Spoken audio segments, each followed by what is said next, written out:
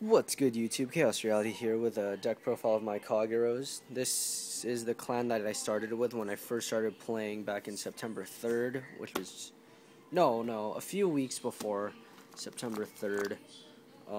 September 3rd is when I started getting the cards for the deck, because I've been playing with the trial deck. So I've been playing for a little over a month now. And yeah, let's get started. Starting Vanguard. Conroe, it's debatable that he is the best starting Vanguard in this game, because you ride him, he goes to rear guard, and then you can counterblast 1 to retire, and he'll search for a grade 1 or lower, so that's really good. And pretty much in Yu-Gi-Oh terms, he would be a Sengen. Onto the triggers, run 4 heal triggers, that's pretty standard. I can't imagine a deck without heal triggers. 4 crits, 4 more crits, and what I like about this deck, 4 more crits. With this deck, in my opinion, you want to finish off your opponent as fast as you can, because I do play TCG, so then BTO7 just came out 3 days ago. Yeah, 2 days ago. And Dark Irregulars are they're really good. So the reason I run the 12 crits is so I could pretty much try and end them fast before they get the 15 soul and go like attack with Reggie with 2 crit, drive check, oh man, another crit, 3 crit, and it's just ridiculous. And also, you want to finish off OTTs pretty early before they get to their stack, because then once they get to their stack, like, it's almost over, because I did play my cousin's OTTs. I got 3 crits in a row, because I hit my stack early, so yeah, that was really good. So yeah, that's the triggers, and, well, altogether that's the grade 0s, grade 1s. 4 bars. Pretty much 8k booster, really good. 4 dojos. Pretty much, he's a good first turn play where you ride him, and then you activate his effect, discard, draw 1. Helps with consistency, and yeah, I like his effect first turn because you can't attack. And yeah, he's a 7k, probably the second best booster for Kageros so far in the TCG, once Heat Nail Salamander comes out. I won't run him yet. I'll probably run him in Overlord the End next year. So yeah, I run 3 Kimnaras. Pretty much, counterblast 1, put him to soul and retire a grade 1 or lower. Or is it a grade 1 or lower? Oh no, it has to be a grade 1. If it was a grade 1 or lower, that'd be really good.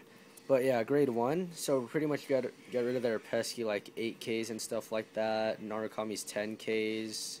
Dark Irregulars 12K, that motorcycle guy, get rid of that. That card's pretty ridiculous. And I run 1 Airmo. I cut him down to 1 because originally I ran 2 because, well, I cut him down to 1 because he's searchable with Conroe, and I don't really like him as a card. But he's alright. Like, I'm able to use him a few times. So yeah, that's grade 1s. I run 15 grade 1s. Oh no, whoops. It's not done with the grade 1s. 3 perfect guards. If I had 4, I probably wouldn't. I would test it out because I've never tried this with 4 perfect guards, but 3 works out for me.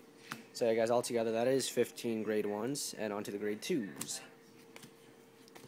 I run 4 Nehalem, pretty much almost a staple in Kageros. Once again, when set 5 comes out, which in my opinion that would be the best set, I'm by a case of that with Chaos Phantom. Hopefully I get a set of Overlord the Ends, and I'll replace him with, I believe it's Blazing Horn Dragon. It's like a 12k pretty much. And yeah, he's just pretty good. But yeah, right now the 10Ks, they're really good in this deck. So that's 4 of him. I run 2 Garps, 2 more 10Ks. I used to run 4-4, but then I wanted some more room for like these guys. Triple Berserk Dragon. Now he's good. You counterblast 2, and then you pretty much retire a grade 2 or lower rear guard.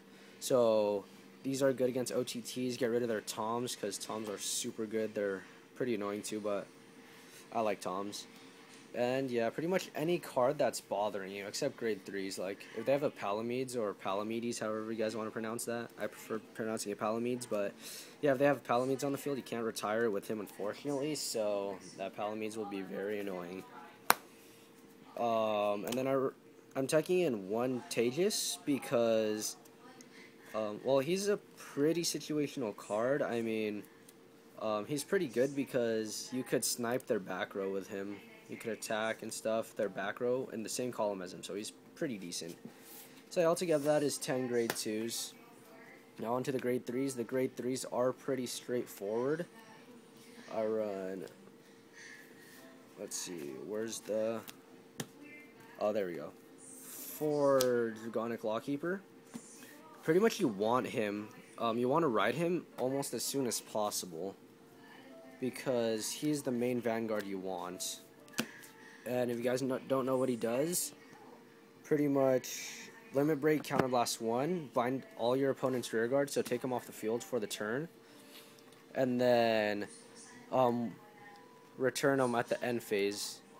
And the only downside about... Oh, yeah, and they could only return 4, by the way. So, if they have a full field, then they'll have to retire 1. But the downside with this is if they had an awkward field before you used him, they could fix that awkward field, and then, like, they could rearrange their rear guards and stuff like that. So, but Lawkeeper's still good. He's probably my favorite right now. And then the... Next, I run... For Dual Axe. Dual Axe, I love this card. Him plus Lawkeeper is pretty much... It just destroys their hand. Because, as I said, Lawkeeper, when your opponent has 2 or less rear guards, he gains 3,000 when he attacks. But he has to be in the Vanguard circle, so that's why you always want to call him in the Vanguard. And him, his effect activates Vanguard or rear guard. So then, if you have, again with him... If you have 2 or less, or if your opponent has 2 or less rear guards, then he gains 3k. So Lawkeeper plus him, you bind all their rear guards, he gains 3,000, these gain 3,000. So pretty much you have 2 of these on the field as the wings with a Lawkeeper. And if you have a 7k booster or an 8k booster like I have, those are like the main boosters I use, then your opponent will have to guard for... at least 15k, at least 15k for every attack. So that's 2 to 3 cards out of their hand every turn. And usually multiple turns of that just destroys their hand. And you guys also got to remember that 11k Vanguards, most of them, such as Dragonic Overlord and Asura Kaiser, those are the only ones I know at the top of my head. They actually lose 2,000 power when they have no Nova Grappler for Asura Kaiser, if they have no Nova Grappler rear guards, and for Overlord, no Kagero rear guards on their field. So that's why Lawkeeper is also good. And next year when Set 5 comes out, Lawkeeper will be pretty good against Dragonic Overlord at the end, because he will... Against Lawkeeper, Dragonic Overlord at the end will be a 11k Vanguard, or a 9k if they are not able to cross-ride, because he also loses 2,000 if you don't have another Kagero. So I've read.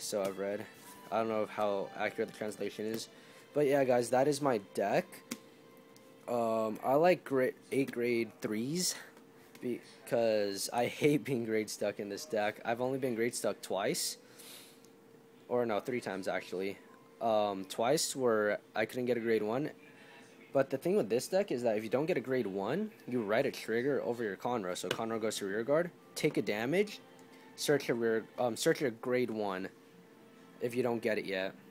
And yeah, pretty much ride next turn. So you are 2 turns ahead, but then it's better than being like 3, 4, 5 turns. No, not ahead, I'm sorry. You'll be 2 turns behind, but it's better than being 3 to 5 turns behind in like a normal deck that's not able to search. But yeah, guys, that's the deck. If you guys have any questions, then feel free to PM me, comment, thumbs up the video if you guys do like it, and don't forget to sub to me, guys. Chaos Reality signing out.